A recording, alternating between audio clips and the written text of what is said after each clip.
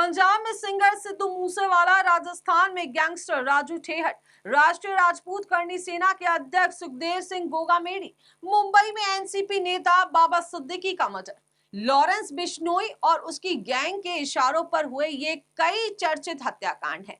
इन वारदातों में इस्तेमाल हुए हाईटेक हथियार और इनकी सप्लाई हत्या की साजिश का कनेक्शन राजस्थान से ही सामने आया है। हाल ही में हुए बाबा सिद्दीकी मर्डर केस में पकड़े गए शूटरों ने ये चौंकाने वाला बड़ा खुलासा किया है। सिद्दीकी के मर्डर के लिए हथियारों की सप्लाई राजस्थान के उदयपुर से हुई थी। जांच एजेंसियों ने हथियार बॉर्डर के रास्ते पाकिस्तान से भारत आने की आशंका जताई है।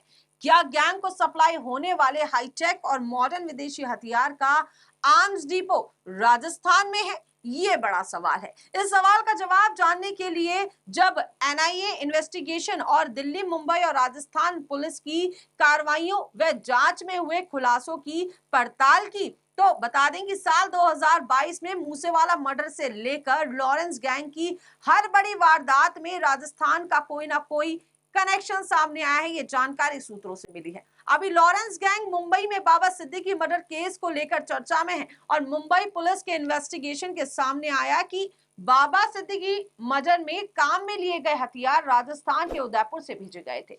इन हथियारों को कहां रखा गया था, किसने सप्लाई किया, इसका खुलासा अभी तक नहीं हो पाया है। मुंबई पुलिस के हत्थे चढ़े एक आरोपी भगवंत सिंह ने खुलासा करते हुए बताया कि उसने उदयपुर से एक और साथी के साथ ये हथियार मुंबई पहुंचाए थे।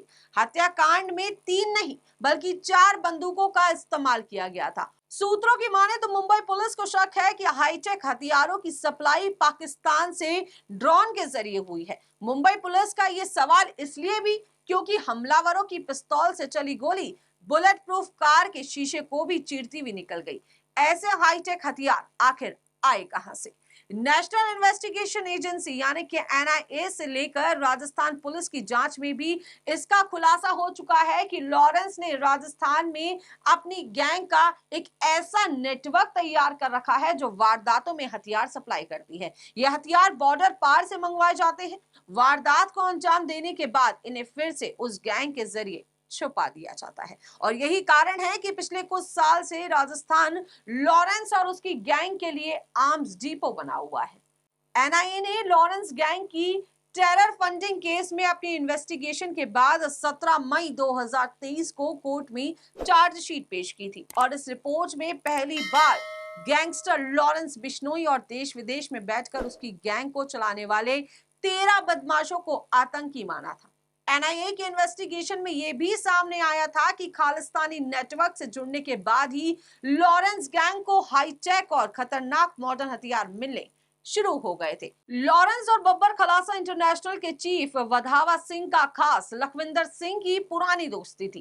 इस दोस्ती के चलते कनाडा में बैठा गोल्डी बराड़ भी लखविंदर के करीब आ गया और इसी नेटवर्क के जरिए लॉरेंस गैंग को राजस्थान से सटे भारत पाकिस्तान बॉर्डर से हाईटेक विदेशी हथियार की सप्लाई मिलने लग गई थी और इस सपोर्ट के जरिए लॉरेंस गैंग ने खालिस्तानी आतंकियों के इशारे पर वारदातें करना शुरू कर दिया। पंजाब के फरीदकोट में डेरा समर्थक प्रदीप की हत्या इसी का नतीजा थी। इसके बाद लॉरेंस गैंग ने पंजाब पुलिस के एसआई दिलबाग सिंह को मारने के लिए उनकी गाड़ी में आईईडी बम लगा दिया था और एनआईए ने अपनी जांच में यह भी बताया था कि लॉरेंस बिश्नोई, काला जठेड़ी, राजू बसोड़ी, नरेश सेठी और वीरेंद्र प्रताप हेरोइन, स्मैक और कोकीन की स्मगलिंग करते हैं। साथ ही पाकिस्तान से ऑपरेट हो रहे खालिस्तानी गुट से ड्रोन के जरिए अवैध हाईटेक हथियार मंगवाते हैं। लॉरेंस गैंग के लिए हथियारों का कंसाइनमेंट आने के बाद उसे अलग अलग जगह छुपाया जाता है और इसके लिए हरियाणा के सोनीपत और मानेसर यानी कि गुरुग्राम में काला राणा के घर व राजस्थान सहित अलग अलग स्टेट्स में दूसरे गैंगस्टर्स के यहाँ ठिकाने बनाए गए हैं। इसके बाद वहीं से देश भर में गैंग को जहां भी वारदातें करनी होती हैं वहां हथियार भेज दिए जाते हैं।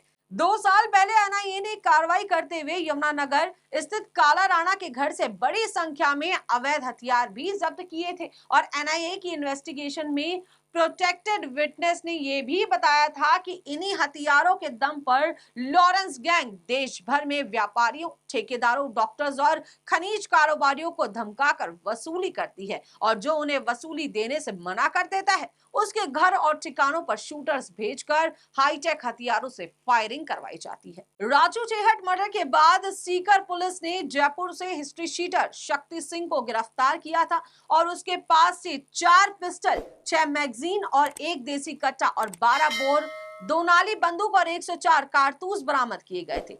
इसके अलावा भी एनआईए ने राजस्थान में लॉरेंस गैंग के अलग-अलग गैंगस्टर्स पर कार्रवाई कर कई हथियार भी जब्त किए थे। छेहट मर्डर की चार्जशीट में पुलिस ने AK-47 के इस्तेमाल का भी जिक्र किया है। बताया जाता है कि ये AK-47 पाकिस्तान से मंगवाई गई थी। हालांकि AK-47 अभी कहां है इसका खुलासा अब तक नहीं हो पाया है। पड़ताल में ये भी सामने आया कि लॉरेंस गैंग के हर क्राइम में बेहद एडवांस्ड और हाईटेक विदेशी आर्म्स को काम में लिया जाता है और ये काफी महंगे होते हैं।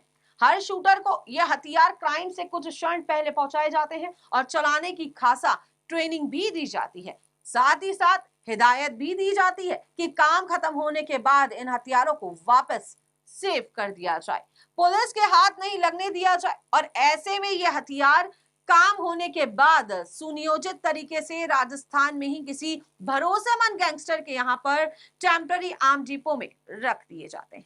एनआईए के इन्वेस्टिगेशन में सामने आया कि यूपी के बुलंदशहर का रहने वाला शहबाज अंसारी पाकिस्तान के रहने वाले हवाला कारोबारी फैजी खान के टच में था और दुबई में फैजी खान ने ही शहबाज अंसारी को पाकिस्तान के आर्म्स सप्लायर हामिद से मिलवाया था। वहां हामिद ने शहबाज को बताया कि मूसेवाला के मर्डर में काम में ली जाने वाली असॉल्ट राइफल और दूसरे हथियार लॉरेंस बिश्नोई की गैंग को पाकिस्तान से सप्लाई किए गए थे। शहबाज ने एनआईए की पूछताछ में यह भी जानकारी दी थी कि तब हामिद ने शहबाज को गोल्डी बराड़ की एक ऑडियो रिकॉर्डिंग भी सुनाई और बताया कि वो लंबे समय से पाकिस्तान से लॉरेंस गैंग को हथियार भेजने का काम कर रहा है। यह हथियार लॉरेंस को पहले पंजाब बॉर्डर से और बाद में राजस्थान बॉर्डर से सप्लाई किए गए। इसके बाद शहबाज अंसारी लॉरेंस बिश्नोई गैंग का मुख्य आर्म्स सप्लायर बन गए।